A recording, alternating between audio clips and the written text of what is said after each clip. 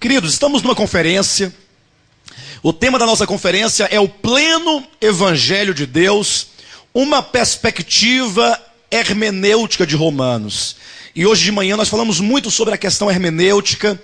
Nós ministramos uma palavra ali baseada no capítulo 3 e 4 de Romanos, mostrando como que Paulo trabalha essa visão hermenêutica. Hoje nós vamos continuar falando um pouco mais. E amanhã, sobretudo, a mensagem que será baseada nos capítulos 8, 9, 10 e 11 de Romanos.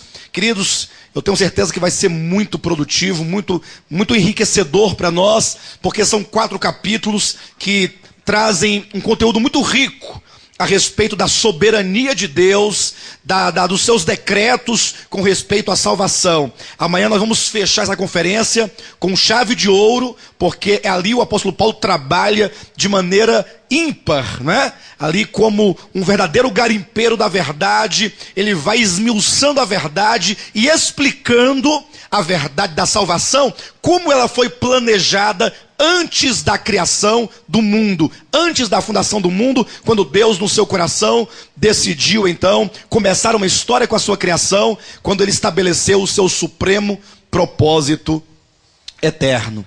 Mas talvez alguém pergunte assim: pastor, por que intitular esta conferência com a seguinte expressão: o pleno Evangelho de Deus? Por que pleno Evangelho? Irmãos, é importante que ao nós entendermos o Evangelho, sabemos que o Evangelho é o poder de Deus para a salvação de todo aquele que crer. Então é o poder de Deus, é o próprio Deus agindo no homem. E portanto esse Evangelho, ele alcança plenamente o homem. Os irmãos, nós temos muitos textos para ler, então os irmãos podem anotar, eu não poderei ler todos, quero ler apenas um, depois eu vou citando os demais, mas anotem aí para os irmãos verificarem em casa. Vamos abrir a Bíblia em 1 Tessalonicenses, no capítulo 5, versículo 23, que é um texto fundamental para compreender essa verdade. 1 Tessalonicenses, capítulo 5, versículo 23, é um texto que nos diz assim: o mesmo Deus da paz vos santifique em tudo, e o vosso espírito, alma e corpo sejam conservados íntegros e irrepreensíveis na vinda de nosso Senhor Jesus Cristo. Queridos, veja como que o apóstolo Paulo coloca aqui estas verdades. O apóstolo diz: e o mesmo Deus da... Ora, o que é o Deus da paz?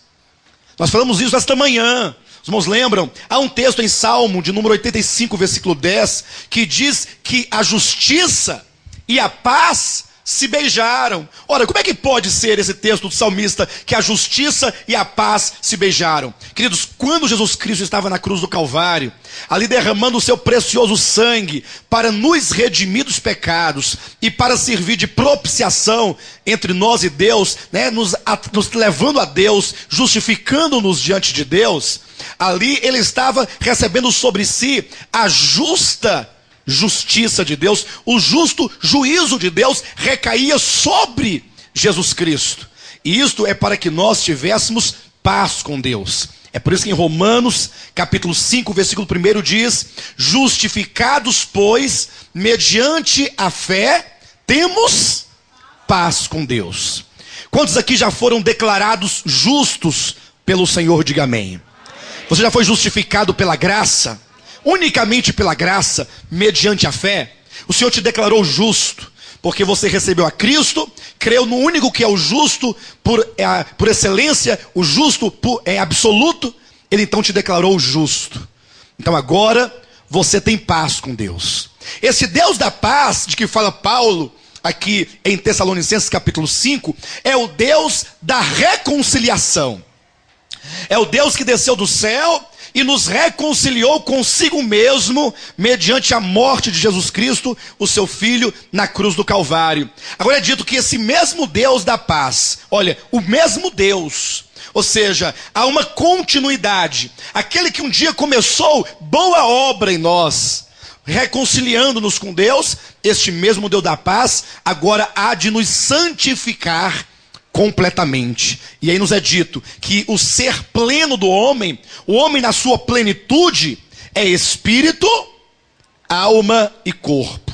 E nesse sentido, nós temos que pensar um pouco, porque eu não sei quantos aqui têm observado que o evangelho que tem sido pregado nesses últimos dias, na sua maioria, eu não digo todos os casos, mas muito do que se ouve sendo dito que é o evangelho de Deus, é pregado com uma ênfase muito grande sobre o corpo do homem.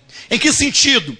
É um evangelho que é pregado, que enfatiza tudo que é material, tudo que é físico. Ou é a cura do corpo, ou é qualquer riqueza material que trará alguma satisfação, algum prazer para o corpo.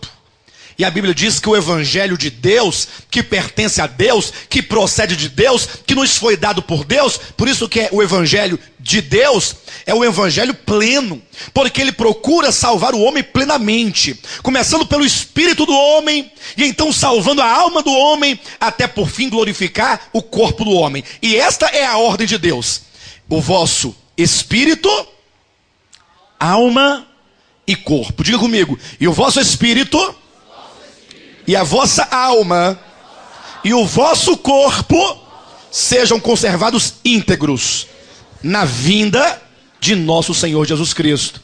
Então veja como que a Bíblia fala que o homem, ele é tripartido, ele tem espírito, ele tem alma e tem corpo. E portanto, quando o homem lá no Éden, ele comeu do fruto da árvore do conhecimento do bem e do mal, a queda que o homem sofreu no jardim do Éden foi também uma queda plena. Muitas pessoas ainda trazem aquela velha tradição dizendo assim: Deus disse para o homem não comer da maçã, e o homem desobedeceu, comeu a maçã, e agora Deus vai jogá-lo dentro de um tacho de fogo fervendo. É isso? Não. Deus, quando advertiu o homem daquele fruto, que a Bíblia não diz que é maçã, mas diz que era um fruto, e este fruto trazia na sua própria substância o pecado enquanto natureza, e a morte enquanto resultado do pecado no homem, conforme está em Romanos 5,12. Assim como por um só homem entrou o pecado no mundo, e pelo pecado entrou a morte, assim a morte passou a todos os homens, porque todos pecaram. Então o pleno evangelho de Deus nos ensina o seguinte: o homem, ao cair, ele teve o seu espírito amortecido, seu espírito morreu. Agora ele tornou-se um homem que já não podia mais contatar o eterno, já não podia contatar a Deus com a faculdade do seu espírito, porque o seu espírito simplesmente morreu no dia que o homem comeu da árvore do conhecimento do bem e do mal. O que mais aconteceu? A alma do homem foi tocada pelo pecado enquanto natureza, e a alma do homem tornou-se o quê? Tornou-se rebelde contra Deus. A alma do homem passou a aborrecer a Deus e aborrecer a vontade de Deus. Agora, olhe para mim por um momento e apenas considere uma coisa. Não é verdade que mesmo aqueles que já experimentaram um pouco dessa salvação, ainda muitas vezes têm na sua alma uma certa porção de inimizade contra Deus? Sabe quando que você, por exemplo, tem uma conferência, e a conferência nós sabemos que é uma grande riqueza de Deus sendo derramada sobre a igreja, numa porção dobrada, os irmãos têm experimentado isso, mas às vezes, eventualmente, tem um outro compromisso que é totalmente carnal, que diz respeito a um prazer humano, físico do corpo, e aí você fica entre as coisas divinas e as coisas de Deus, e muitas vezes o que prevalece? As coisas humanas. Nós trocamos ou não muitas vezes as coisas de Deus que nós confessamos e dizemos que amamos por muitas coisas humanas, terrenas e até certo ponto inclusive pecaminosas. Isso é verdade? Ou eu estou falando besteira aqui? Ou será que só eu que sou assim, pecador? Vocês também já experimentaram um certo nível ou grau de inimizade, né? Falamos que amamos a Deus e queremos a Deus, mas muitas vezes prevalece os desejos na alma, da sua vontade, uma vontade obstinada, uma vontade que, embora conheça a vontade de Deus na sua palavra, mas é uma alma obstinada pelo pecado, obstinada pelo orgulho, obstinada pela sensualidade, obstinada por prazeres transitórios do pecado.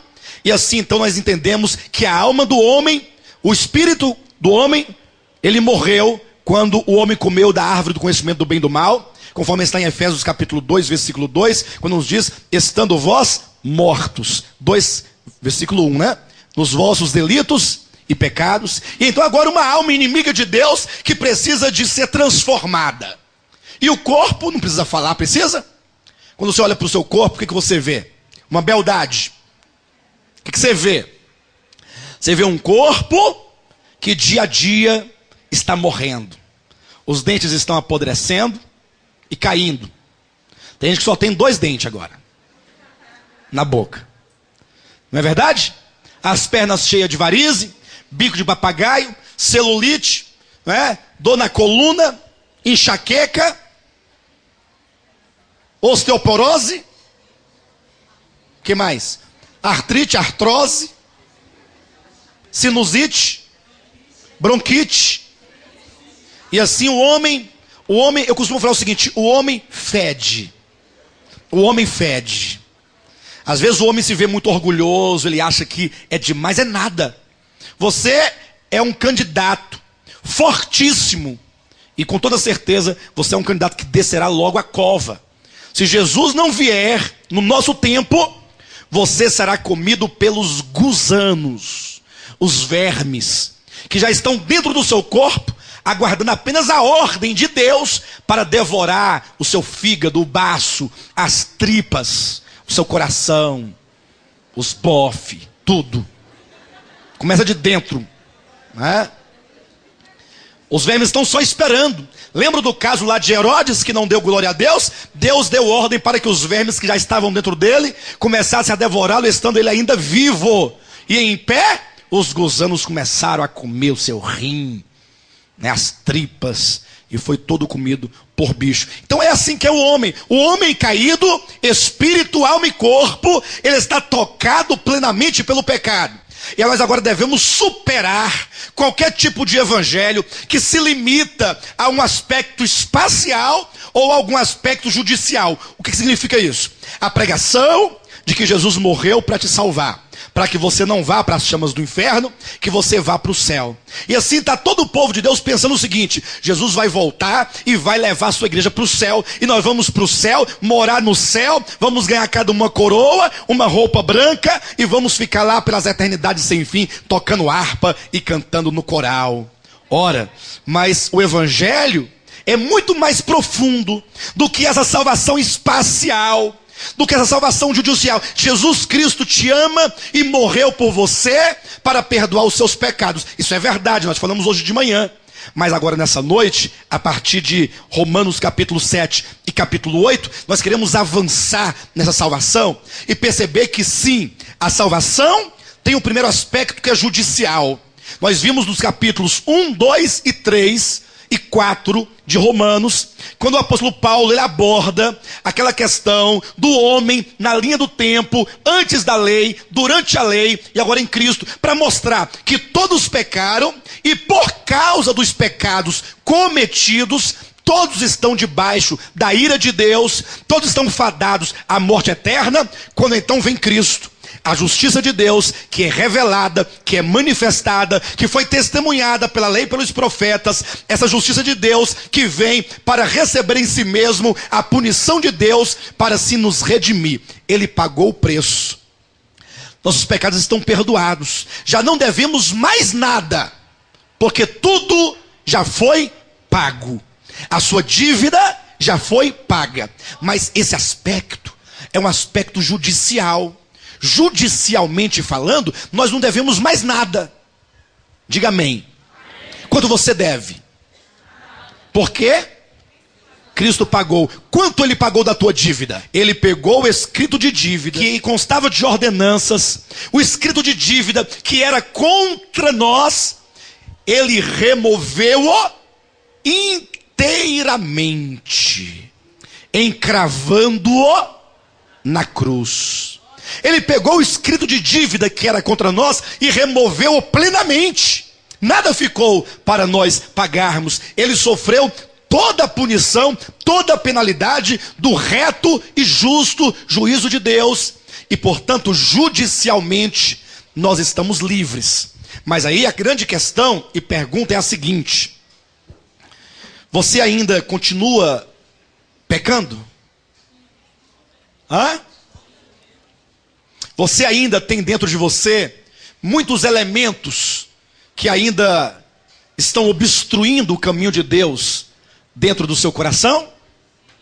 Então, para isso, o Senhor é aquele que é o Deus da paz, sendo o mesmo Deus da paz que agora quer nos santificar em tudo. Ele quer dar continuidade a esta salvação, conforme está em Filipenses capítulo 1, versículo 6. Aquele que começou boa obra em vós, há de completá-la até o dia de Cristo Jesus.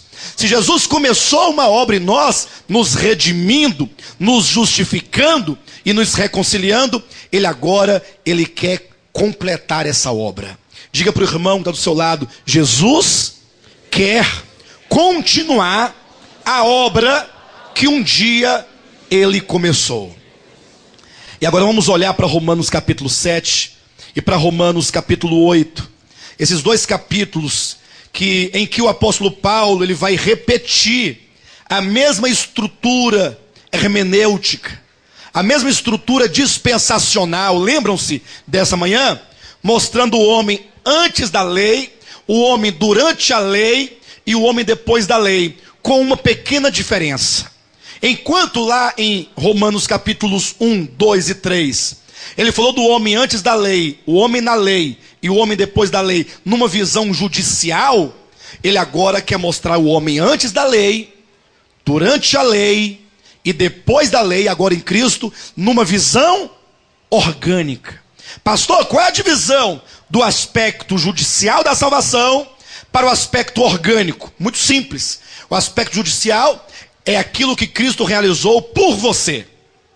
O aspecto orgânico é aquilo que Deus quer realizar em você, dentro de você. O primeiro aspecto, ele paga a dívida. Ele te justifica diante de Deus, te reconcilia com Deus, você pode voltar a Deus. O segundo é Deus querendo entrar dentro de você, no seu espírito, na sua alma e no seu corpo, e te transformar plenamente até a glorificação do corpo. E aqui no caso do capítulo 7, 8, traz essa imagem em o nome de Jesus. Vamos abrir a Bíblia, Romanos capítulo 7, versículo 9. Olha como o apóstolo Paulo, ele ratifica a estrutura dispensacional, como foi dito esta manhã. Outrora, sem a lei eu vivia, mas sobrevindo o preceito, reviveu o pecado e eu morri. Queridos, há um detalhe a ser ressaltado aqui, é que muitos estudiosos, mesmo os crentes, eles leem o capítulo 7 de Romanos, e quando eles leem assim, outrora sem a lei eu vivia, eles pensam que este eu aqui é o apóstolo Paulo. Ele pensa que o apóstolo Paulo está aqui dando testemunho de si mesmo, dizendo: olha, outrora sem a lei eu vivia, mas sobrevindo o preceito, o pecado reviveu em mim e eu morri. Aí quando ele diz: bem sei que em mim, isto é, na minha carne, não habita bem nenhum, essa luta, muitos falam, tá vendo? O próprio apóstolo Paulo sofreu uma luta terrível entre a carne e a sua mente. Mas veja, nesse texto, em nenhum momento vocês verão uma luta entre a carne e o espírito. Aqui é o homem natural. O capítulo 7 vai nos falar de um homem. Este eu que o apóstolo Paulo vai se utilizar é um eu lírico, é um eu poético, é um eu que representa o homem na linha do tempo. O homem antes da lei, o homem durante a lei, e então o homem quando vem Cristo, agora o homem regenerado. Observa que ele diz: outrora sem a lei eu vivia. E eu pergunto, o apóstolo Paulo, em algum momento da sua existência humana, ele viveu antes da lei? O apóstolo Paulo nasceu na lei. Ele nasceu e foi criado aos pés de Gamaliel, aprendendo toda a lei. Como é que ele poderia declarar de si mesmo: outrora sem a lei eu vivia? Nunca houve isso na vida de Paulo. E portanto, este eu vivia não retrata o apóstolo Paulo, mas fala do homem antes da lei. Ou seja, antes que viesse a lei, o homem ele não tinha uma consciência clara a respeito do pecado. Uma vez que a lei, ela foi dada por Deus para nomear o pecado. O homem vivia ignorante com respeito aos seus pecados. Ainda que, como diz em Romanos, capítulo 5, versículo 12 e 13, quando diz que embora não havia lei, entretanto havia pecado e, consequentemente, a morte. Mas o homem, ele não tinha essa consciência. Veja o capítulo 7 de Romanos, versículo 7, quando diz: que diremos, pois? É a lei pecado? De modo nenhum. Mas eu não teria conhecido o pecado, senão por intermédio da lei. Pois não teria eu conhecido a cobiça, se a lei não dissera, não cobiçarás. Então, antes da lei, o homem não tinha essa consciência da vontade de Deus e dos pecados de uma maneira particular. O adultério, a cobiça, a inveja, essas coisas não eram declaradas transgressão, porque ainda não havia a lei. Então mostra o homem antes da lei. Mas veja o capítulo 7, versículo 9. Outrora, sem a lei eu vivia, mas, sobrevindo o preceito, reviveu o pecado e eu. Agora já mostra esse mesmo eu, agora na era da lei. Mas, sobrevindo o preceito, vindo a lei foi dada por intermédio de... O pecado entrou por meio de Adão, a lei veio por intermédio de Moisés, e agora Paulo passa a descrever o homem sob a lei. Quando veio a lei, diz a Bíblia, quando veio o mandamento, reviveu o pecado e eu morri. E aqui está uma verdade fundamental. Você que é servo de Cristo, que deseja viver a vontade de Deus, mas que muitas vezes, por ignorância, por não ter sido orientado, pensa que a lei de Deus foi dada para ser cumprida. Ó pastor, não foi não? Eu sempre pensei minha vida toda que Deus deu a sua lei para o homem obedecê-la. E eu pergunto para vocês, o homem é capaz de cumprir a lei? Talvez alguém aqui no seu silêncio diga, eu cumpro a lei. A Bíblia diz o seguinte, aquele que guarda toda a lei, Tiago capítulo 2, versículo 10, mas tropeça em um só ponto, torna-se culpado de todos.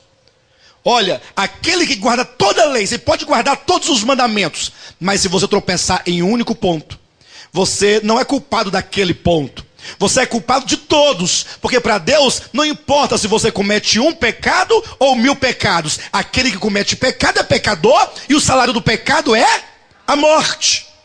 E talvez você ache que você não tenha pecado.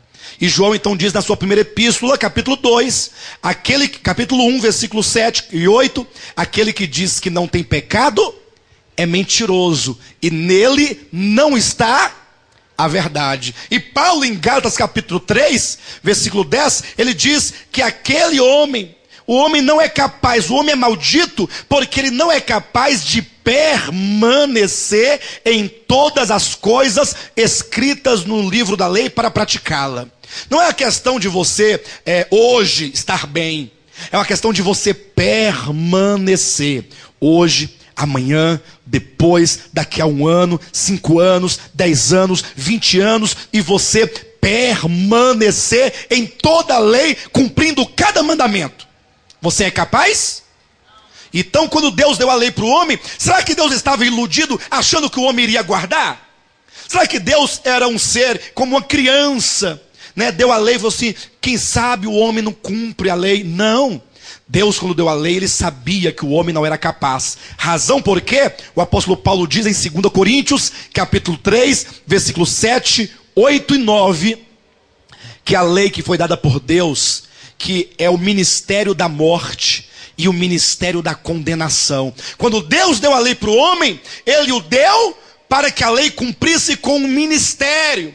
O ministério da lei, a incumbência da lei, o propósito da lei era levar o homem a ver-se pecador, a ver-se transgressor, e assim então o homem pudesse se sentir culpado, se sentir réu da morte eterna, e então ele cair prostrado como aquele que não tem condições em si mesmo de se salvar.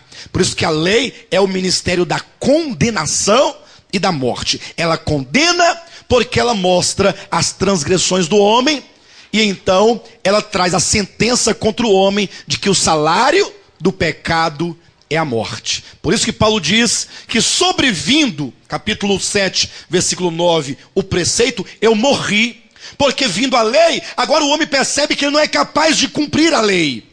Veja, o homem sob a lei, ele não pode simplesmente agradar a Deus. E aqui é um detalhe, nós nos lembramos de Êxodo capítulo 19, quando Deus foi dar a lei ao povo de Israel. Deus falou assim para o povo de Israel: olha, se vocês diligentemente ouvir a minha voz e guardar todos os meus mandamentos, está em Êxodo capítulo 19, versículo 5 em diante. Se vocês guardarem a minha aliança, cumprirem com os meus estatutos, com os meus juízos, então eu farei de vocês um povo de propriedade peculiar. Sabe o que o povo de Israel respondeu para Deus? Diga ao Senhor que tudo o que Ele mandar nós fazermos, nós faremos. Tudo o que Ele mandar fazer. Ora, mas eles nem sabiam que mandamentos eram estes, porque Deus não havia declarado ainda os seus mandamentos. Mas o homem, na sua incredulidade, na sua carnalidade, na sua mente totalmente tomada pelo pecado, ele não tem consciência de quem Deus é, e não tem consciência de quem o próprio homem é. O homem sempre se acha capaz de alcançar o padrão de Deus. O homem pensa, o homem é orgulhoso. Queridos, em pleno século 21, tendo nós a Bíblia escrita, tendo nós o testemunho da reforma protestante, que pregou a soberania de Deus, que pregou a salvação eterna, a maioria dos cristãos hoje em dia ainda são orgulhosos e não querem ser salvos somente pela graça. Eles querem ser salvos pela graça, sim, mas não abrem mão de suas obras, porque eles continuam achando que se não tiverem as suas obras carnais, jamais Deus poderá salvá-los. Eles brigam com você, eles rejeitam você, eles falam mal de você, se você afirmar o que a Bíblia afirma: pela graça sois salvos mediante a fé, e isto não vem de vós, é dom de Deus, não por obras, para que ninguém se glorie. Veja que o apóstolo Paulo está abordando o homem antes da lei, o homem durante a lei, mas ele quer trazer um enfoque orgânico, mostrando que a incapacidade do homem de cumprir a lei não é uma mera desobediência, mas é uma incapacidade orgânica. O homem, na sua alma, na sua mente, nas suas vontades, nas suas emoções, ele não pode agradar a Deus, porque ele é carnal, porque ele é carne. É uma condição inata, orgânica, do ser, ontológica do ser humano. Mas o homem não sabia disso lá no Monte Sinai, e até hoje continua sem saber. Por isso falou para Deus: olha, tudo que o Senhor mandar fazer, nós faremos. Quanta ignorância! Quer dizer que tudo que Deus mandar fazer, você vai fazer?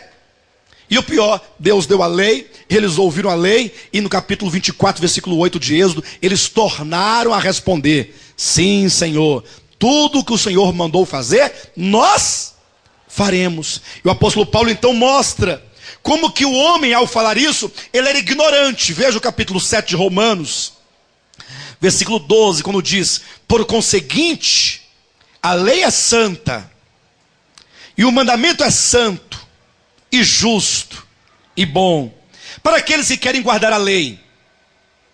Repita comigo: porque a lei é santa,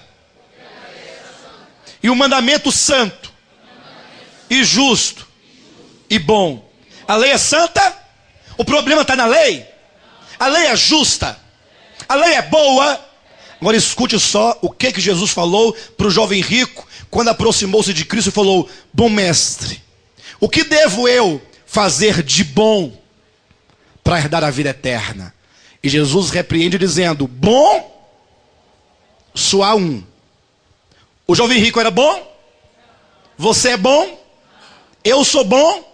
Os judeus eram bons? Os gentios eram bons? Nós somos bons? Quantos há de bom nesse universo? Só Deus é bom. O homem é bom? A lei é boa? O homem é bom? Se a lei é boa e o homem é mau, o homem pode cumprir a lei? Nunca. Jamais. Então veja como que o apóstolo Paulo coloca essa verdade no versículo 14. Porque bem sabemos que a lei é espiritual. Eu, todavia, sou carnal, vendido à escravidão do pecado. Outra expressão, o homem é carnal. Pastor, mas aqui Paulo está dizendo que ele é carnal? Paulo está dizendo que ele, Paulo, é vendido à escravidão do pecado? Será que é isso mesmo? E aqui entra mais uma vez aquela visão hermenêutica. Vamos colocar à prova para saber se Paulo de fato está falando dele ou não aqui nesse texto? Olha a prova. Capítulo 7, versículo 14 declara: porque bem sabemos que a lei é espiritual, eu, todavia, sou carnal, vendido à escravidão do pecado.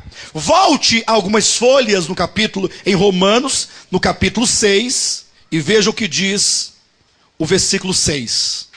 Sabendo isto, que foi crucificado com ele o nosso velho homem, para que o corpo do pecado seja destruído, e não sirvamos o pecado como escravos, porquanto quem morreu está justificado do pecado.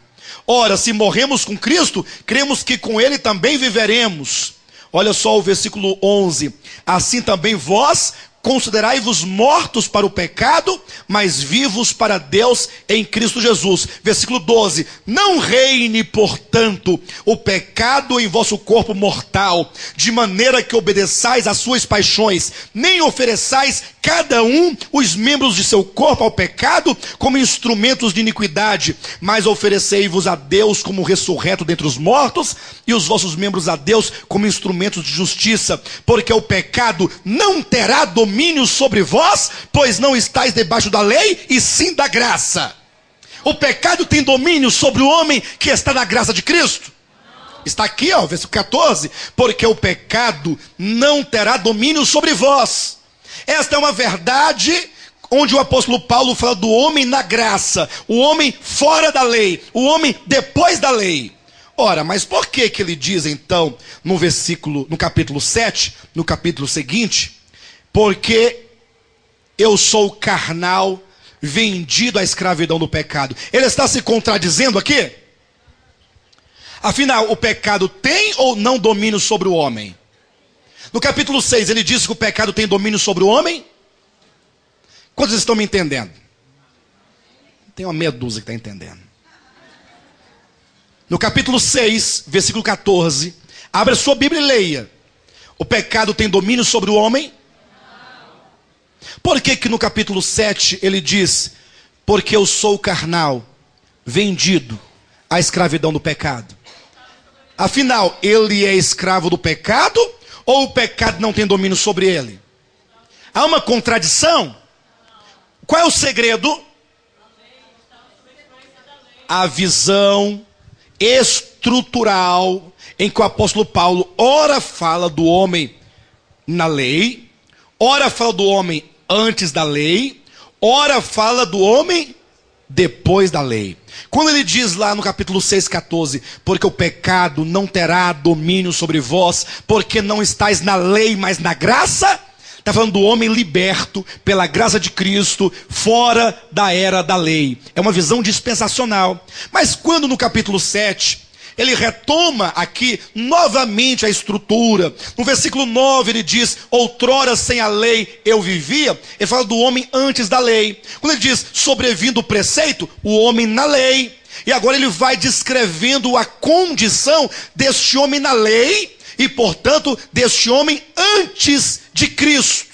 Era o homem, a condição do judeu, que tinha a revelação de Deus, que tinha a revelação da lei, que tinha os preceitos, que tinha a aliança, mas que ainda não havia se deparado com a graça de Cristo, não havia recebido o espírito de filiação, não havia sido tirado ainda da lei. E portanto deste homem é dito, no 14, eu todavia, esse eu não é Paulo, é o homem na lei, sou carnal, vendido à escravidão do pecado.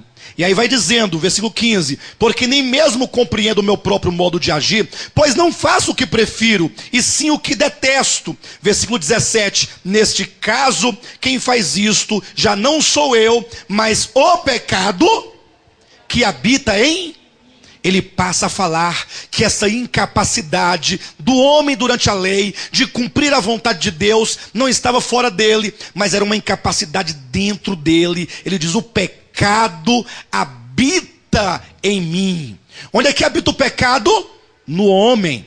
Isso os judeus não entendiam, e a maioria dos cristãos de hoje também não entendem. Certa ocasião, Jesus Cristo entrou numa ceia, num jantar, e ali a Bíblia diz que os discípulos de Cristo começaram a comer pão, sem antes fazer o cerimonial da purificação das mãos. Porque os judeus tinham sempre ali uma água purificadora que eles aspergiam sobre as mãos, sobre talheres, sobre vasos, sobre camas, sobre mesas, sobre objetos, sempre pensando que aquela cerimônia, aquela água era capaz de purificar o homem de alguma coisa.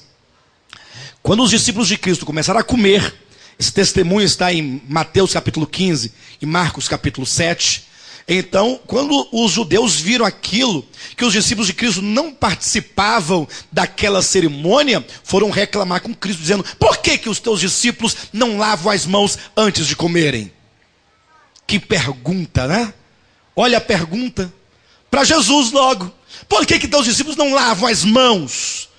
Aí Jesus diz: é porque o mal não está nas mãos. Por que na sua igreja as irmãs usam brinco, pastor? Ali a Jamara, com 2 brincão. Por que usa brinco? Eu fui naquela igreja, eu gostei muito da palavra, mas quando eu olho para aquelas irmãs, não dá. Falta santidade. Falta aquela santidade dos irmãos do passado. Que irmão do passado?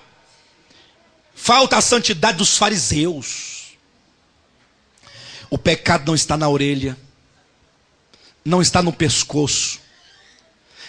Acredita que tem pessoas que não usam aliança, porque diz é uma joia. Vaidade. Eu conheço um bem próximo de mim que não usa, e ninguém convence ele do contrário. O pecado não está na roupa que você veste. Pastor, mas nem nas roupas decotadas? Não. A roupa decotada é apenas o reflexo da sensualidade que está no coração.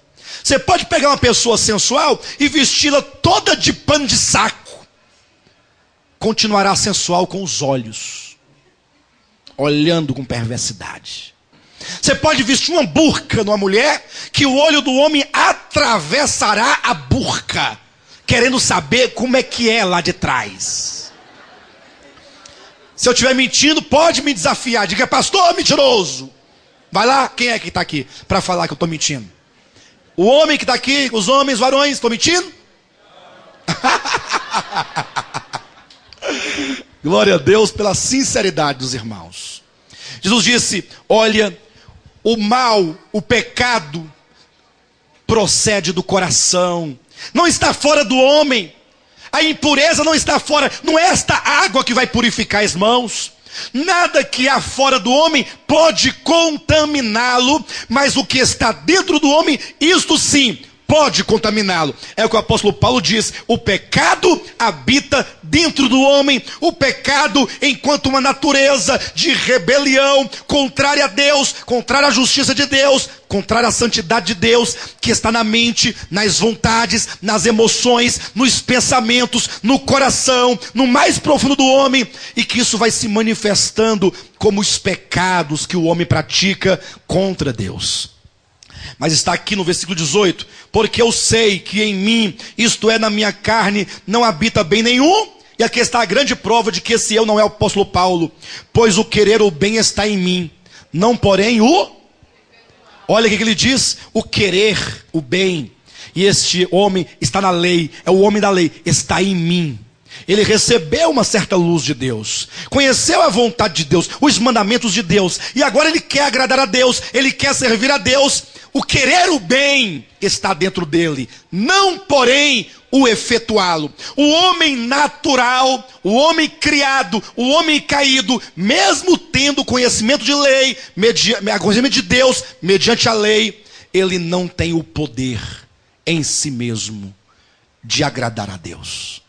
Portanto, esse evangelho que diz: olha, venha como está, Jesus te ama. Aí a pessoa levanta a mão, aceita. Ah, Jesus, aceitei Jesus, eu aceitei. Coitado de Jesus, né? Olha, eu tive dó dele e aceitei Jesus, né? E agora depois vem para o culto de doutrina, começa a falar um tanto de coisas que se aquele homem não fizer, não praticar, não realizar, ele não vai ser salvo. A pessoa num primeiro momento aceita, e aí de duas uma, ou ele vai chegar um momento de tanto desespero e vai acabar saindo porque não aguenta o fardo, eu não consigo cumprir com esse método de salvação, ou então vai se tornar um grande fariseu hipócrita, vai ficar lá dentro fingindo de santo a vida inteira. Não tem outra saída. Ou ele vai ficar fingindo que é bom, ou ele vai se desesperar e falar assim: parei, para mim não dá, eu não dou conta de ser isso que vocês querem que eu seja. As pessoas hoje em dia têm um coque na cabeça, acha que vai para o céu. A roupa até o pé, acha que vai para o céu. E eles se esquecem que quando vão cometer o pecado do adultério, e o que mais acontece nesse meio é o pecado de adultério, é pastor que adultera com membro de igreja, é presidente disso e daquilo que adultera com membros da igreja. Eu conheci um grupo musical que tinha 12 pessoas. Eram, na verdade, 6 casais. Por incrível que pareça, 4 desses casais estavam adulterando uns com os outros, sem saberem. A mulher desse traía o marido dela com aquele traía dela com esse, e assim, de 6 casais, 4 estavam em contínua prática do adultério. E achando que ia para o céu porque guardava a lei. Porque não trabalha no sábado. Quanta hipocrisia, quanta mentira, quanto engano. Achar que nós vamos ser salvos. Por que nós vamos ser salvos? Olhe para você, por que você será salvo? O que você faz de bom? Ah, pastor, eu sou uma pessoa reta, pago minhas dívidas. É lógico que você paga suas dívidas. Você não vai para o SPC. Se você vai perder o seu crédito nas Casas Bahia, vai perder o talão de cheque. Você vive uma retidão baseada num sistema que te obriga. Ah, pastor, mas eu amo as pessoas. Você ama sua mãe, lógico, até o dia em que nada acontecer de diferente. Porque o que tem de filhos que aborrecem seus pais e pais que aborrecem seus filhos, não é brincadeira, é muita gente. Você ama seu esposo até o dia em que não vier um problema de separação. Porque o maior inimigo do homem é a mulher dele quando se separa dele. Não. Você quer arrumar um inimigo? Nunca mais sua vida será a mesma, aquela perseguição. Não ficou comigo, não vai ficar com ninguém. O amor político. Por quê? Está aqui escrito na palavra de Deus, olha. O homem carnal, não está falando do crente. O homem sem Deus, o homem na lei, ele não faz o bem que ele prefere. Mas o querer pode até estar dentro dele, não porém o efetuá-lo. O homem está totalmente incapaz, organicamente. O evangelho, ele ultrapassa essa questão judicial. Você está perdoado, mas Deus quer mudar seu coração. Você está perdoado, mas o mesmo Deus da paz. Por que o mesmo Deus da paz? O mesmo Deus que te justificou, que te redimiu, que te reconciliou, o mesmo quer santificar seu espírito e alma e corpo. Agora não é uma santificação pela doutrina do homem. Não adianta proibir as irmãs de usarem calça, porque o pecado não está na calça. Não dá para entender isso. Que o pecado não é a saia, não é a calça, não é o vestido, está no coração. Jesus ensinou isso, ele pregou isso tantas vezes, mas a religião orgulhosa, presunçosa, ela sempre estabelece padrões para que o homem se sinta bem, para que o homem se sinta como que aquele que é capaz, o homem se sinta louvável, ou louvado por alguma coisa que ele seja capaz de fazer. O homem jamais em si mesmo, ele abre mão, diz e fala assim: não, eu sou um miserável pecador, salvo somente pela graça. Tirar os méritos do crente, mesma coisa, dar um murro nele. O homem quer ter mérito. Mas a Bíblia nos ensina que este homem, aqui do capítulo 7, que é um homem dispensacional, um homem durante a lei, que fica numa constante tentativa de agradar a Deus, mas ele nunca consegue, porque ao querer fazer o bem, ele encontra em si mesmo uma lei na sua carne, que guerreia contra a lei do seu entendimento, e o faz escravo do pecado e da morte que está nos seus membros, até o momento em que diz no versículo 23, mas vejo nos meus membros outra lei, que guerreando contra a lei da minha mente, me faz prisioneiro da lei do pecado que está nos meus membros. Desventurado homem que sou, quem me livrará do corpo dessa morte? E aqui está o estágio a que todos os homens precisam chegar. Miserável. Mas o grande problema do evangelho de hoje em dia, sabe o que é? É que o evangelho não diz às pessoas, vocês são um bando de miseráveis. Sabe o que o evangelho de hoje diz assim? Quero que valorize o que você tem. Você é um ser, você é alguém tão importante para Deus. A pessoa, eu sou bom. Deixe de ficar sofrendo angústia e dor. Deixe seu complexo inferior, dizendo às vezes que não é ninguém. Você não é mesmo. Você é um miserável. Você é um miserável. Aqui no evangelho. Eu venho falar do valor que você tem. Este evangelho não é o de Cristo. O de Cristo fala que todos pecaram e destituídos estão da glória de Deus, estão fadados à morte eterna, que o homem é incapaz de agradar a Deus, ainda que ele tenha talvez, quem sabe, um pouquinho de luz, e então ele deseja eventualmente agradar a Deus, mas não tem o poder de fazê-lo, e portanto é um miserável homem fadado à morte eterna.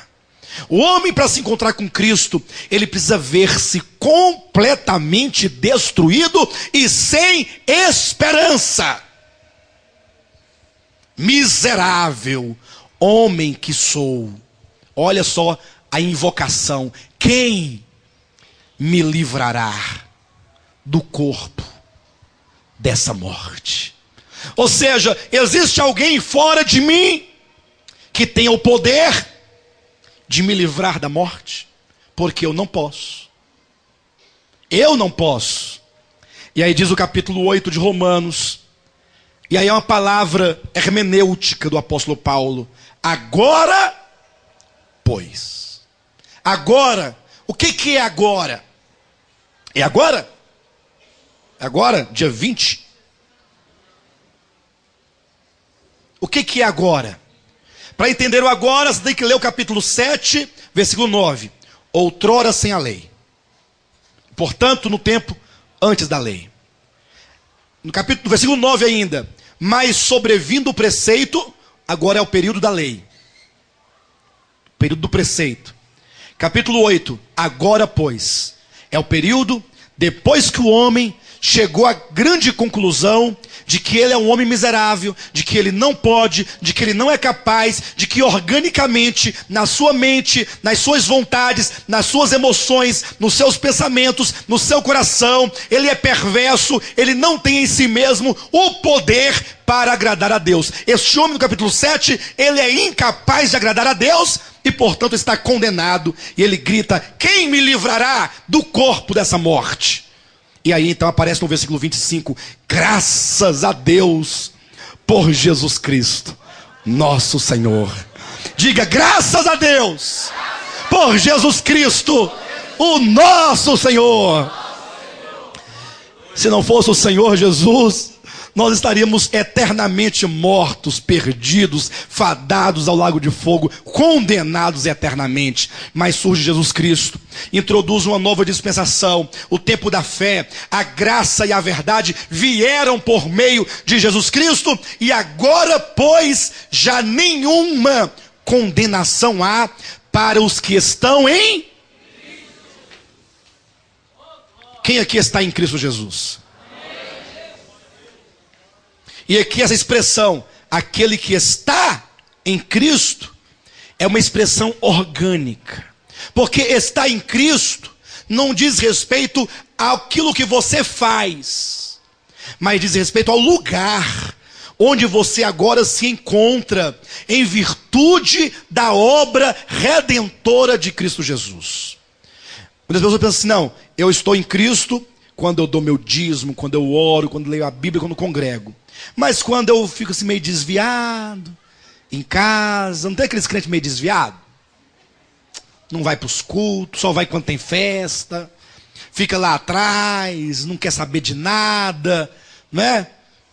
Ah, eu não estou em Cristo. Não, o estar ou não em Cristo não é uma questão de fazer ou deixar de fazer. É uma questão orgânica. O homem original, criado em Adão, ele está em Adão. O homem caído está em Adão. Tanto é que nós vamos encontrar em 1 Coríntios capítulo 15, versículos 45 e 47, que para Deus só existem dois homens. Essa verdade se repete no capítulo 5 de Romanos. Para Deus só existe Adão e Jesus Cristo. Não tem você. Sabia que para Deus não tem você? Para Deus tem Adão e tem Cristo. Ou você está em Adão, ou você está em Cristo. Ou você é velho homem, ou você é novo homem. Deus não olha para cada ser humano individualmente. Ele olha o primeiro homem caído, Adão, fadado, destinado ao lago de fogo.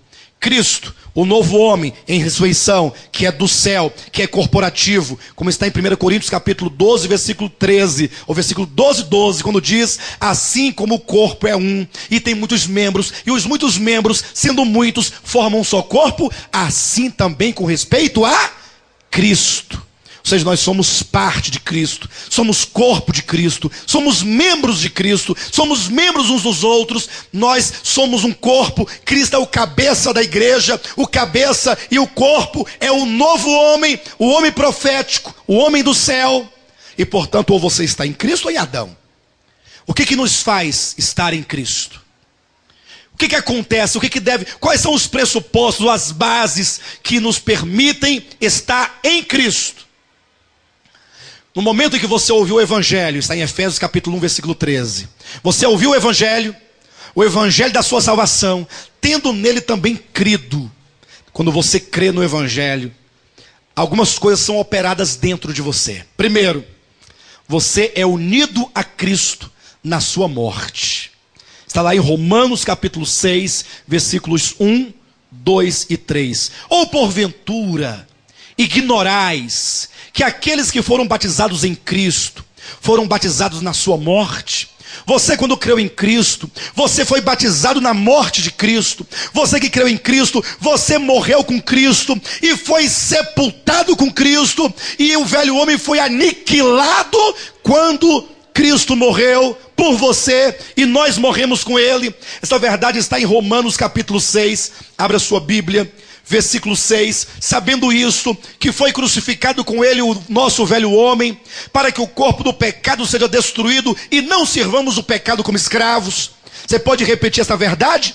Sabendo isto. Diga para o seu irmão que está do lado: você sabe disto?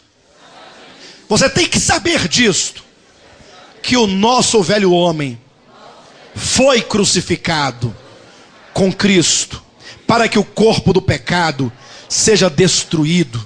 Diga: eu fui crucificado com Cristo. Mas é com mais vontade. Quando vocês estão torcendo lá para o Flamengo, vocês ficam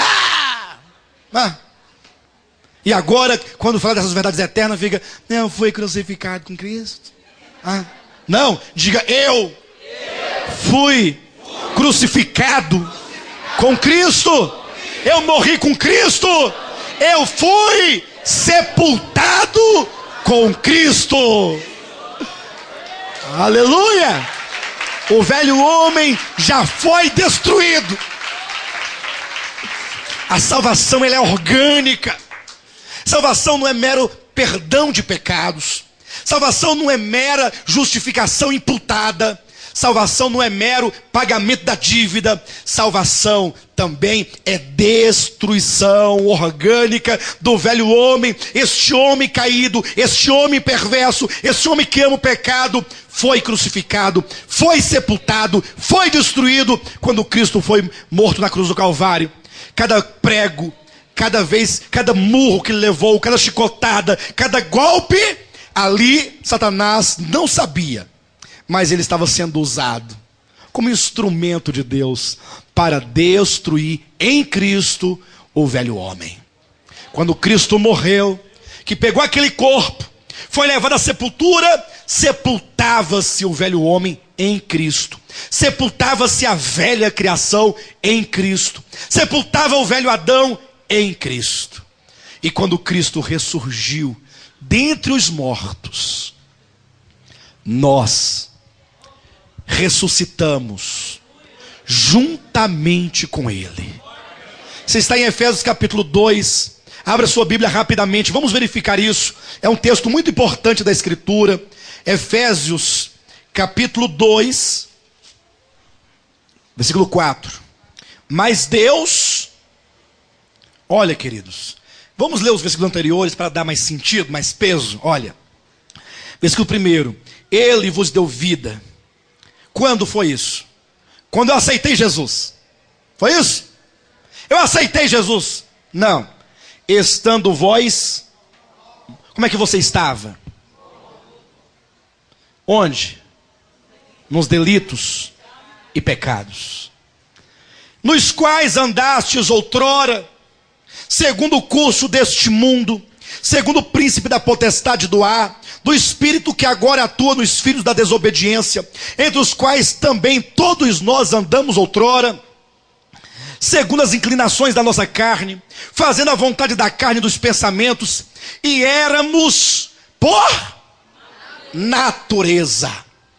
É uma questão orgânica. O homem por natureza, éramos por natureza filhos da ira, como também os demais.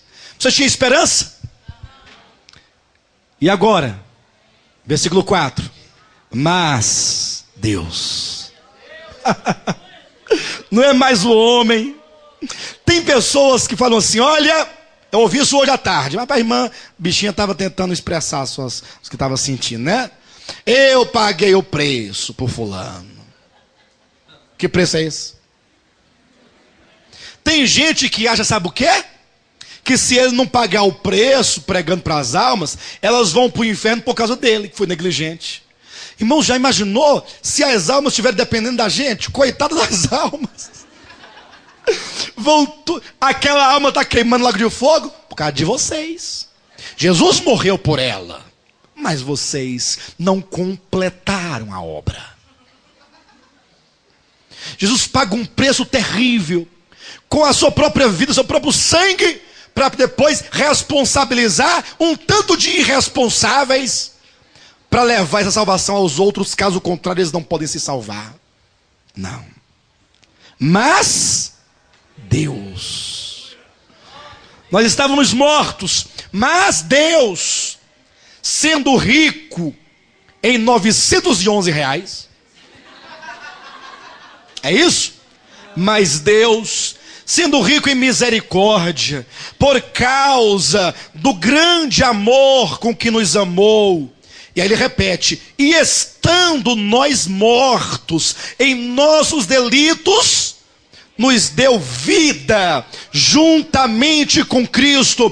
Pela graça sois salvos, e juntamente com Ele nos ressuscitou e nos fez assentar nos lugares celestiais em Cristo Jesus. Aleluia!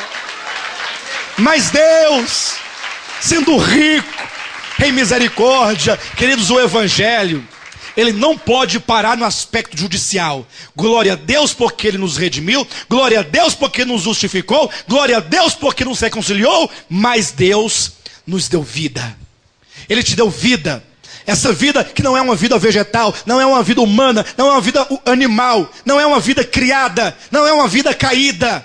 É a vida eterna. O próprio Deus se deu a nós como vida eterna.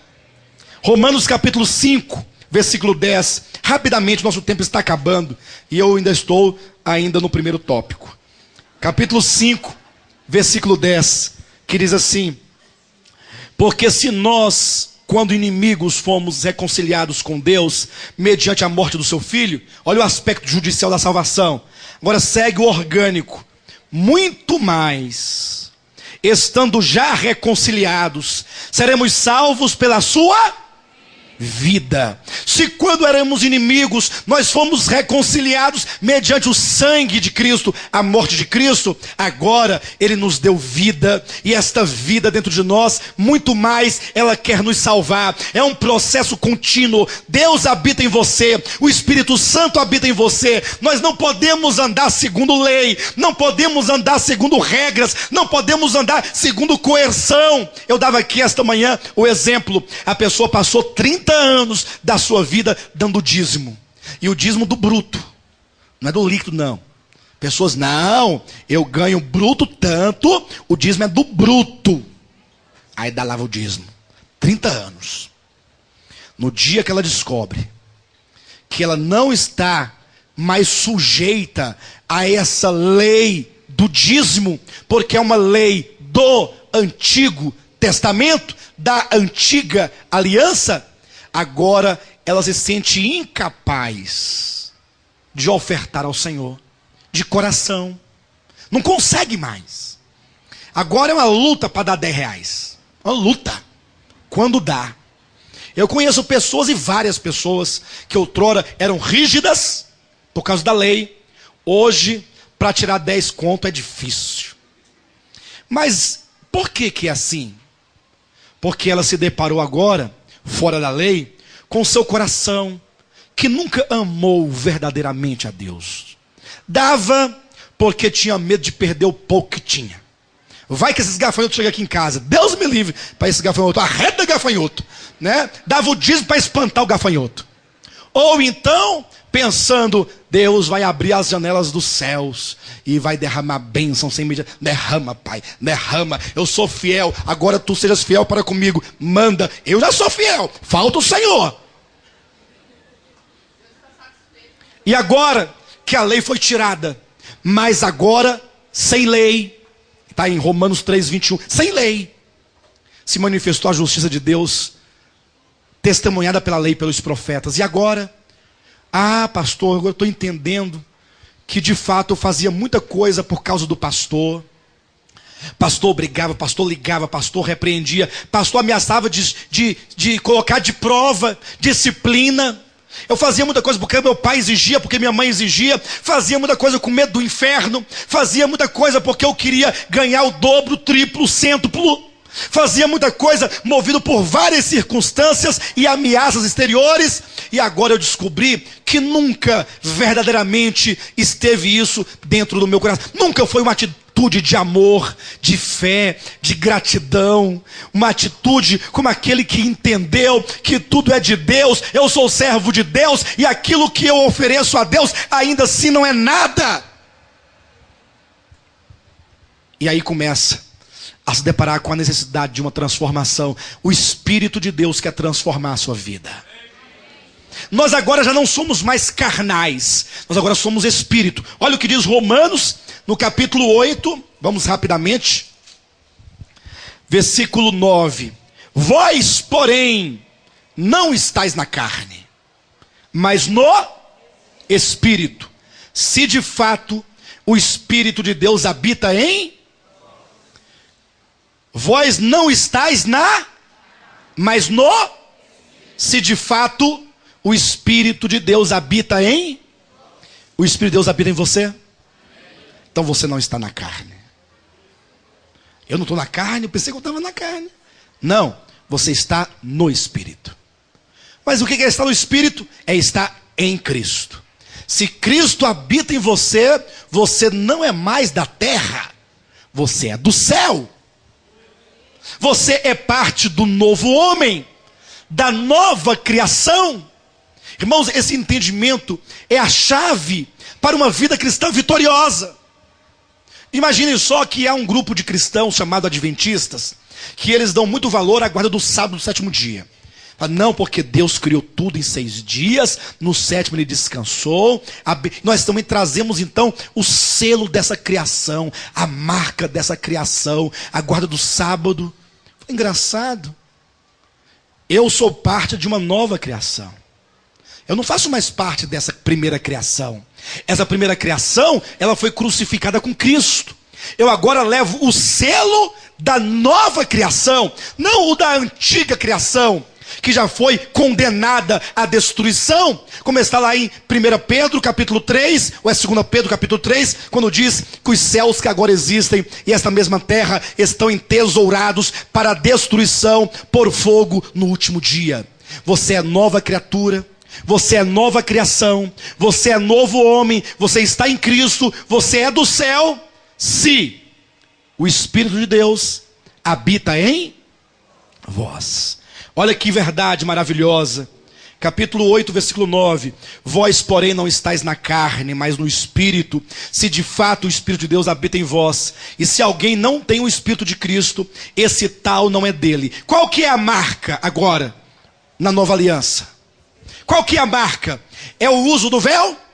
Quem tem véu na cabeça é salvo. Quem não tem véu não é salvo. É isso? Quem pratica o lava-pés é salvo. Quem não pratica não é. Quem usa calça esporte está condenado. Quem usa saia e vestidão está salvo. Esta é a marca. Qual que é a marca? Se alguém não tem o Espírito de Cristo, esse tal não é dele. Mas se habita em você o Espírito de Cristo, você não está na carne, mas no Espírito. Temos que nos entender, perceber nossa identidade. Você é a nova criatura. A nossa vida deve ser dirigida não pela lei, não pelos padrões deste mundo. Você tem que se entender. Sou parte de Cristo, sou o corpo de Cristo, estou em Cristo, estou no Espírito. E agora eu preciso buscar as coisas referentes ao Espírito. Temos que orar e aprender a orar. Senhor, ensina-me o caminho do Espírito. Ensina-me a ser guiado e a ser dirigido pelo Espírito. Esse Espírito que habita em nós. Foi o que Jesus falou para Nicodemos, dizendo: olha, não adianta ser mestre da lei, doutor da lei, ser fariseu, ser escriba, ser judeu. Nada disso importa. Para entrar no reino de Deus, tem que nascer de novo. Esse novo nascimento nos faz cidadãos do reino de Deus. Não somente alguém que está dentro do reino de Deus, porque o reino de Deus não é um lugar físico, em que as pessoas adentram e ficam, eu estou dentro do reino. Não, o reino de Deus é constituído por todos aqueles que nasceram de Deus e, portanto, são participantes da mesma natureza divina. Natureza divina? Está lá, 1 Pedro capítulo 2, versículo 4. Para que sejais participantes da natureza divina. Você é do céu. Tem que parar de andar agora jururu, triste, aborrecido. Tem pessoas que acordam aborrecidas, passa o dia aborrecido, aborrecendo os outros, e aí vai dormir aborrecido. Nada presta. Ninguém presta, o governo não presta, a igreja não presta, os irmãos não prestam. Para disso. Você tem que começar a se ver e a se entender e a caminhar com a cabeça erguida. E quando te perguntarem: o que foi que você está com a cabeça erguida? O que foi? Você acha pouco? Templo do Espírito Santo? Você acha pouco participante da vida divina? Você acha pouco membro do corpo de Cristo, nova criatura do céu? Isso é pouco? Cristo em mim, a esperança da glória. Se você tem esperança da glória, não pode firmar essa sua esperança em qualquer obra que se possa fazer. O Evangelho está sempre nos chamando: saia da base das obras humanas. E começa a dizer: eu tenho a esperança de um dia estar na glória. Mas o que te dá essa base, essa segurança, essa esperança? Cristo em mim. É porque Cristo está em mim é que eu tenho esperança da glória. Um dia Ele entrou para dentro do meu espírito. Ele regenerou o meu espírito. Agora meu espírito é vida por causa da justiça. Ainda que o meu corpo esteja morto, porque o meu corpo está morto. Romanos 8:10. O corpo está morto por causa do pecado, mas o espírito é vida por causa da justiça. Ainda que o meu corpo esteja se deteriorando, esteja acabando, mas eu tenho a esperança dentro de mim. E esse Cristo que habita em mim, que é a minha esperança, Gálatas capítulo 4, versículo 19, ele está crescendo dentro de mim, até que Cristo seja formado em vós. Diga: Cristo está crescendo em mim. Tem uma meia dúzia que está no processo. Diga para o seu irmão: Cristo está crescendo em você. A vida cristã consiste em Cristo em nós, crescendo em nós. Foi o que João Batista diz: importa que ele cresça e que eu diminua. A cada dia o Espírito Santo vai nos transformando, tirando elementos do velho homem e acrescentando algo de Cristo em nós. Cristo vai crescendo e o velho homem vai se reduzindo, o pecado na carne vai acabando, das vontades vai acabando. Eu me lembro agora do irmão Urbano, lá de Goiânia, que um dia ele, falando sobre outras coisas, não é, sobre psicologia, ele falou um exemplo maravilhoso que na mesma hora eu trouxe para o âmbito da palavra de Deus. Ele falou assim: é o exemplo do escultor e do pintor. O pintor, ele cria uma obra de arte. O escultor também cria uma obra de arte, mas com processos inversos e diferentes. O pintor, ele vai acrescentando tinta. Ele vai colocando. Quanto mais ele coloca, a tela, a tinta, misturando, né, adicionando, vai criando a arte até produzir a imagem completa. O pintor cria a sua arte pelo acréscimo, por colocar, por adicionar na tela. O escultor pega uma pedra bruta e começa a criar a obra de arte, não pelo adicionar, mas pelo retirar. Tira um pedaço, com ponteiro, vai tirando, e vai esculpindo, e vai dando forma, até que aquela imagem, aquela escultura, ela fica pronta. E na hora que ele me falou isso, veio para a palavra: olha, a salvação é assim. Deus vai tirando de nós, como escultor, tirando algo do velho homem, da velha natureza, da velha criação, que ainda está em nós, vai retirando, e por outro lado, como um pintor, vai adicionando algo de Cristo. Adicionando, é pelo retirar e pelo adicionar. Retirar do velho homem, da velha criação, da velha natureza, e o adicionar de Cristo, que nós estamos dentro de um processo contínuo e intenso de transformação da alma. É a salvação que se opera dentro de nós, é Deus dentro do homem, salvando o homem organicamente. Não somente salvando do inferno para o céu. Do inferno estamos livres, graças a Deus. O inferno que se exploda, porque nós somos agora totalmente justificados. Mas Cristo está nos ganhando, até que Cristo seja formado em nós, como diz Efésios capítulo 4, versículo 13, até que todos nós atinjamos a estatura de varão perfeito, a medida plena da estatura de Cristo. Aleluia. Uma alma totalmente ganha. Já pensou nisso? Que agora o evangelho vai mudando nossa alma, e as pessoas olham para você e falam assim: engraçado, eu percebi que depois que o fulano abraçou o evangelho, recebeu o evangelho, agora ele está mudando, a vida dele está mudando. Ele já não age mais como agia anteriormente. É como está lá na descrição profética da salvação, na figura ou na tipologia de Jacó. Jacó já nasceu perverso, já no ventre, já puxando o calcanhar do irmão dele. Passou a vida inteira lutando contra o irmão dele, mentindo, ele e a mãe dele, juntos, na barraca, na tenda. O irmão trabalhando, lá no campo, caçando, o pai também caçando, e ele lá de complô com a mãe dele, forjando maneiras de enganar. Jacó quer dizer suplantador, enganador, alguém cuja natureza é má. Entretanto, a despeito de toda maldade, perversidade e falta de mérito que ele tinha, era alvo da escolha de Deus. Fazer o quê? Amei a Jacó. Falaremos disso amanhã. Amei a Jacó. Mas Deus, o que tu viu em Jacó? O que Deus viu em Jacó? Fala. Hã? O coração dele era bom? Era bom? Tinha alguma coisa boa? Tá bom, vamos trazer para nós O que Deus viu de bom em você? Não, seja sincero. Tem alguma coisa boa aí. Deus não te escolheu à toa. Ele te escolheu porque você deve ser bom em alguma área. Você deve ser santo, justo, bom. Sabe por que ele não escolheu aquele indivíduo que morreu ontem, traficante lá, que morreu baleado? Ele não prestava não, mas você é bom. Você não é traficante. Você não é prostituta. É?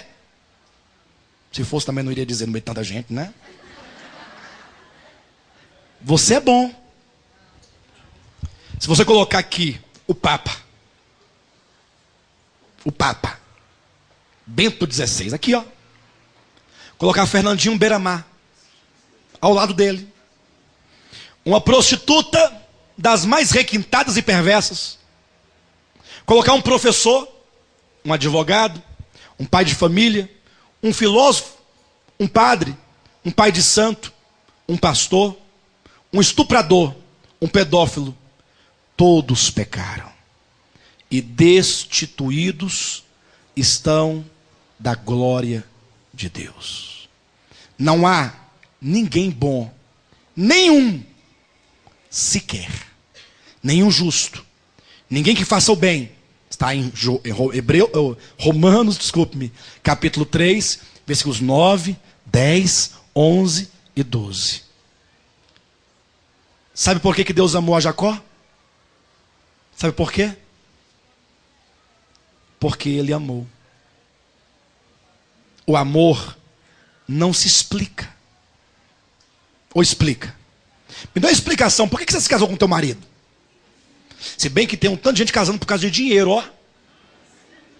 Tem. Só que isso não é casamento, é prostituição. Pastor, eu não casei por dinheiro, mas fui lá no cartório e assinei os papéis. Papel não quer dizer nada. Quem casa por causa do dinheiro se vende e portanto prostitui. É o princípio. O amor é desinteresseiro, não busca interesse. Amor não se explica, se sente. Quando se busca uma explicação bíblica, por que Deus quis Jacó e não Esaú? Ele responde, porque eu amei Jacó. Ele não diz, porque Jacó era uma pessoa que eu olhei lá no fundo, eu percebi que ele... Não, está na Bíblia. Amei a Jacó. Quem ama o outro, por qualquer característica que seja, busca os seus próprios. E o que busca o próprio interesse ama? 1 Coríntios 13, o amor não busca interesses próprios. O amor é totalmente despretensioso. Ama aquele que não tem nada.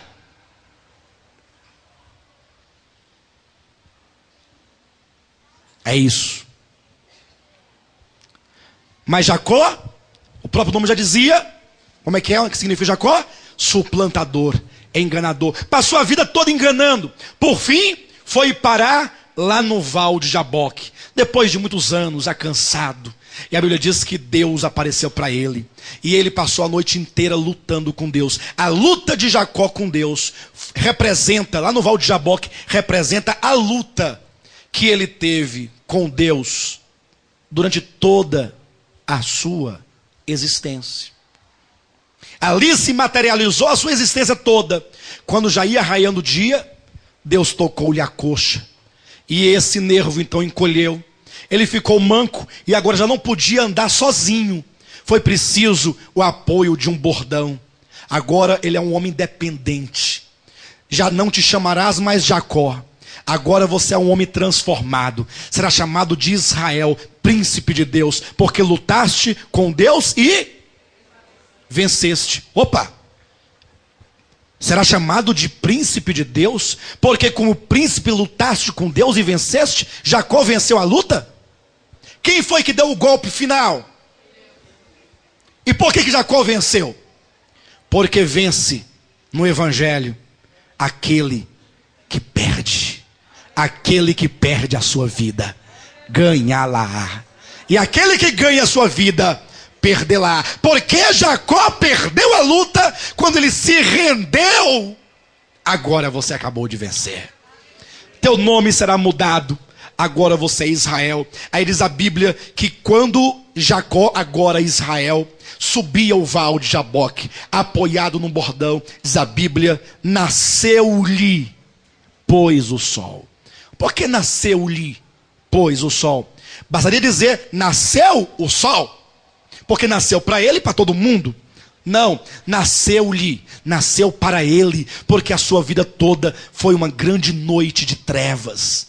Mas agora, tocado por Deus, quando Deus toca o homem, toca na parte mais forte do homem, quando Deus quebranta, tira a sua força natural e o faz totalmente dependente, o homem é ganho por Deus, o dia brilha para ele. Agora não é mais Jacó, agora é Israel, agora é transformado. E na maneira que ele ia andando, mancando da perna, apoiado naquele bordão, o povo olhava e dizia, ora, parece com Jacó. Não, mas não pode ser ele, porque Jacó não manca. Jacó não tem problema na perna. Todo mundo sabe que Jacó, ele tem as duas pernas boas. Não, mas não é possível, mas é a cara dele.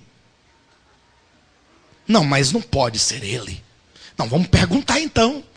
Ô fulano, ei, psiu, você é Jacó? Ele, sim. Só que agora eu fui transformado. Sou agora Israel de Deus. Todo aquele que é transformado organicamente por Deus, o seu andar nunca mais será o mesmo. O seu andar não será o mesmo de antes. Sabe por quê? Porque a vida te ganhou e te transformou. O espírito foi regenerado quando cremos. E a alma está dentro de um processo constante de salvação. Mas e o corpo? E o corpo? O corpo que está morto por causa do pecado. Romanos capítulo 8, estamos encerrando.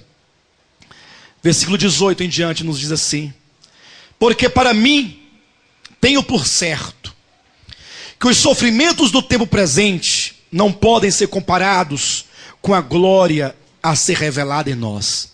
O Evangelho também traz, além dos aspectos judiciais, que são a redenção, a justificação e a reconciliação, além da regeneração do espírito humano e da transformação da alma, o Evangelho também traz uma esperança de uma glória futura.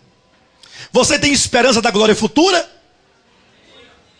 O que o Avon tanto deseja fazer e não consegue, o que o Botox quer fazer e não consegue, o Senhor fará por você. Botox não dá conta das rugas. Renil não dá conta das rugas. O corpo está morto, mas é dito o Evangelho, está aqui, olha. Há uma esperança. Não pode ser a glória a ser revelada em nós. Quem já ouviu falar que tem um tanto de crente querendo ir para a glória? Você quer ir para a glória por quê? Quer ir para a glória? A glória não está lá. A glória está aqui. Aqui aonde? Está dentro de nós. A glória entrou dentro de nós quando cremos no Evangelho. Ela está dentro do seu espírito. E essa glória, ela anseia se expressar no seu corpo. Ela está presa por causa do cativeiro, da corrupção do nosso corpo. Veja o texto. Versículo 18, no finalzinho diz: não podem ser comparados com a glória a ser revelada onde? Onde é que a glória será revelada? Em nós. Não somos nós que entraremos nela, mas ela, estando dentro de nós, será manifestada em nós. A ardente expectativa da criação aguarda a revelação dos filhos de Deus. Quantos filhos de Deus nós temos aqui? Amém. Mas se você sair por aí dizendo, eu sou filho de Deus, eu sou filho de Deus, sabe o que vão dizer para você? Ah, você é filho de Deus. E eu não sou? Deixa de ser besta. Todo mundo é filho de Deus. Não é assim. Filho de Deus são somente aqueles que receberam a Cristo. Veio para os seus, mas os seus não o receberam. Mas a todos quantos o receberam, deu-lhes o poder de serem feitos filhos de Deus. Você não foi adotado, você foi feito, constituído, você foi gerado filho de Deus.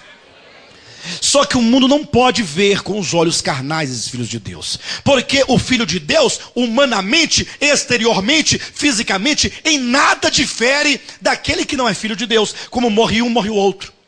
É sepultado um, é sepultado o outro. Nós estivemos recentemente num sepultamento lindo. Já ouviram falar de sepultamento lindo? O que é um sepultamento lindo? É um sepultamento de um servo de Deus, que morreu nessa esperança.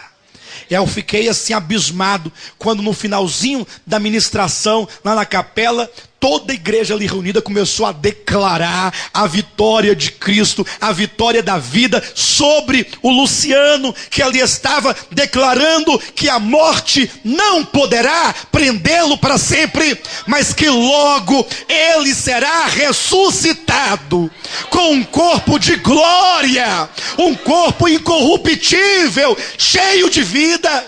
E ele vai poder declarar: onde está, ó morte, a tua vitória? Onde está, ó morte, o teu aguilhão? Tragada foi a morte pela vitória. Isso é um sepultamento bonito.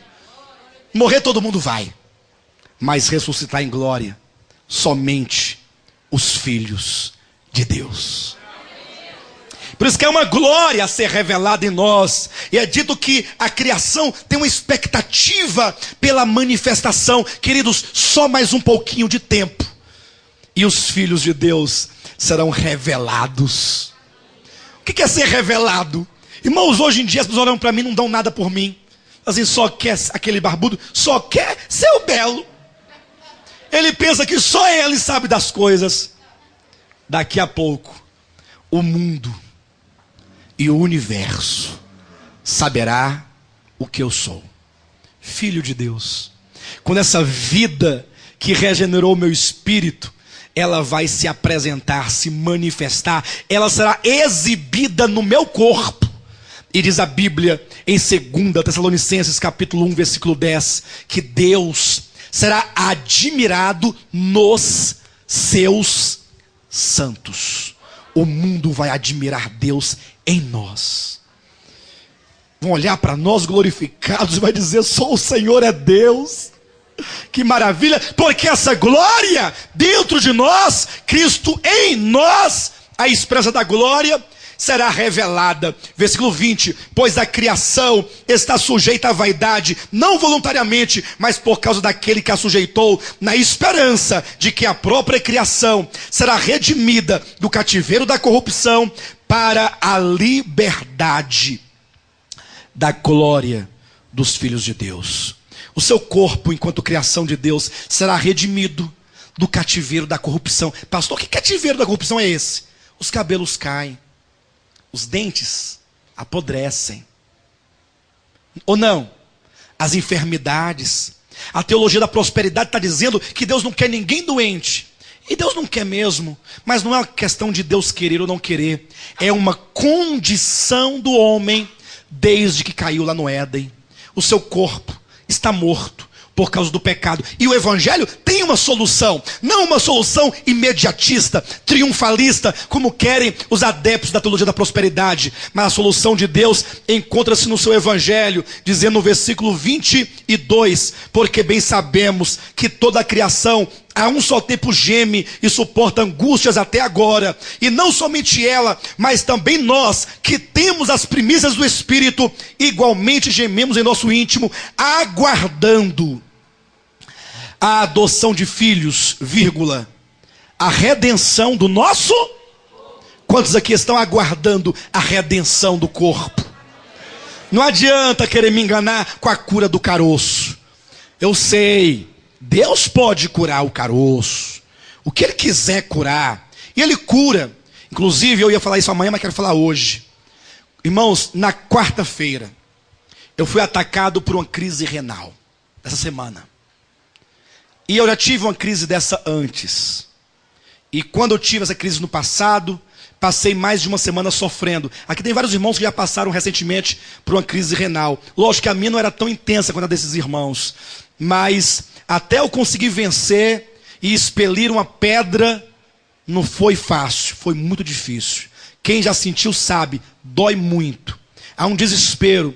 Quando deu quarta-feira, que eu comecei a sentir aquela dor, que eu coloquei a minha cabeça na parede e falei: Jane, meu bem, em nome de Jesus, eu não posso adoecer. E comecei a orar a Deus. A conferência está chegando. Na conferência em Goiânia, eu cheguei lá doente. Os irmãos não puderam desfrutar de uma palavra, né, mais adequada em razão da minha condição. E agora eu nem aqui poderia estar ministrando com dor nos rins. Ou se tivesse sob remédio, estaria sem condições de ter o espírito adequado para falar a palavra de Deus. Aí deu quinta-feira, falei: pronto. E aí eu orei ao Senhor. Falei: Senhor, é o seguinte, não dá. Senhor, eu preciso ministrar esta conferência. É a tua vontade, é o teu propósito. Então vou te pedir apenas uma coisa: me cura. Agora. Depois da conferência, me mata. Pode matar, mas depois da conferência. Mas agora, me cura em nome de Jesus. Quando eu falei em nome de Jesus, já não sentia mais nada. Nada, nada, nada, nada. Vejam, amanhã acaba a conferência. Se eu morrer, foi porque Deus quis. Eu não fiz pacto com ele: o Senhor me cura hoje e me mata amanhã. Não. Falei: você quer me matar? Me mata. Mas depois da conferência. Agora eu preciso da tua cura. E ele me deu. Deus cura. Agora, você não pode estabelecer uma doutrina que Deus tem que curar. Deus não tem que curar. Na verdade, Deus não tem que fazer nada. Nenhum homem pode colocar o dedo no rosto de Deus e falar: faz eu. Não. Nós nunca demos nada a Deus para que Ele possa nos retribuir. Porque tudo o que temos é dele. Temos que ser eternamente gratos. Mas o Evangelho ensina o seguinte: que Deus regenerou nosso espírito, está transformando nossa alma, e agora os verdadeiros filhos de Deus aguardam a redenção dos seus corpos. Você aguarda a redenção? Sim ou não? Olha o que diz a Bíblia, capítulo 8, versículo 23. E não somente ela, mas também nós, que temos as primícias do Espírito, igualmente gememos em nosso íntimo, aguardando a adoção de filhos, a saber, a redenção do nosso corpo. Porque na esperança fomos salvos. Leia na sua Bíblia. Porque na esperança fomos salvos. Ora, esperança que se vê não é esperança. Pois o que alguém vê, como o espera? Mas se esperamos o que não vemos, com paciência o aguardamos. Você tem esperança? Mas você tem que ver? Pois se você procura ver, não é esperança, é pensamento positivo, é triunfalismo, é teologia da prosperidade. O Evangelho é: nós temos uma esperança. Logo, o Senhor vai nos redimir do cativeiro da corrupção, e os verdadeiros filhos de Deus serão manifestados quando a glória que um dia foi semeada em nós, ela for totalmente liberta, e poder então se manifestar em nosso corpo, como está bem claramente dita no versículo 21, que diz: na esperança de que a própria criação será redimida do cativeiro da corrupção para a liberdade da glória dos filhos. Por que a glória precisa de liberdade? Para a liberdade da glória. Por quê? Porque a glória está dentro de nós, ela quer sair, ela quer se manifestar, quer revelar os filhos de Deus, mas este corpo, enquanto prisioneiro, enquanto no cativeiro da corrupção, enquanto não for glorificado, essa vida não pode sair de dentro de nós. Por isso nós aguardamos a segunda vinda de Cristo, em que Ele virá para transformar e glorificar os nossos corpos mortais em um corpo corruptível, e esse corpo corruptível num corpo incorruptível, e este corpo mortal em um corpo imortal, para a glória de Deus. Quem tem essa esperança, diga amém. Amém. Louvado seja o nome do Senhor Jesus.